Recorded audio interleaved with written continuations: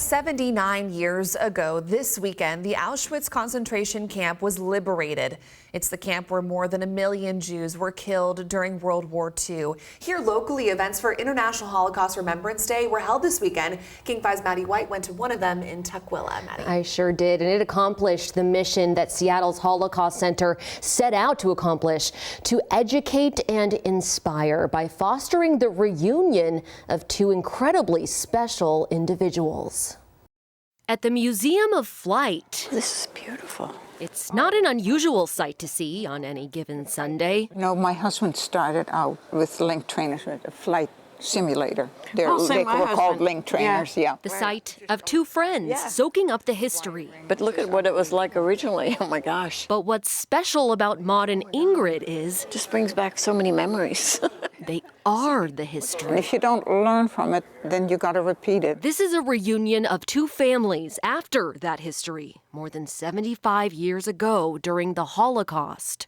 I knew of her family because there was a long list of people that my parents helped hide during the war. It all started with an email. She wrote back, she said, "Oh, I remember your father very well." And I'm like, it was just amazing. Orchestrated by a non-Jewish friend who was working with the Dutch underground. Guess maybe they told us we're going to play hide and go seek. Maud Dame was one of about 25,000 Jews in Holland during World War II who had to hide from the Nazis in the homes of complete strangers. You know, I was only like 6.5 years old, and it's kind of difficult to remember, but I remember being at their house. But Ingrid grew up with the story of Maud from her siblings. Do you remember the fighting? But these two are not in the museum just to observe history. They're here to preserve it. To a sold-out crowd of nearly 300 people Sunday night. The people who were willing to hide us lived on a farm. In a presentation called The Rescuer and the Rescued. In total, Ingrid's parents helped hide nearly 40 people, and nearly all of them survived, despite the odds. And they opened their arms and their homes to hide people, knowing full well that if we were caught, they too would be taken.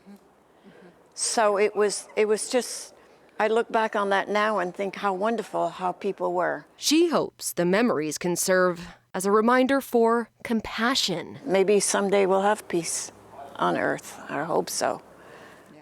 I hope so too. Ingrid's father paid a high price for this, by the way. She says he eventually was arrested by German soldiers, put in prison, and sent to a concentration camp. For months, they didn't know if he was dead or alive. But after the war ended, they learned he had survived.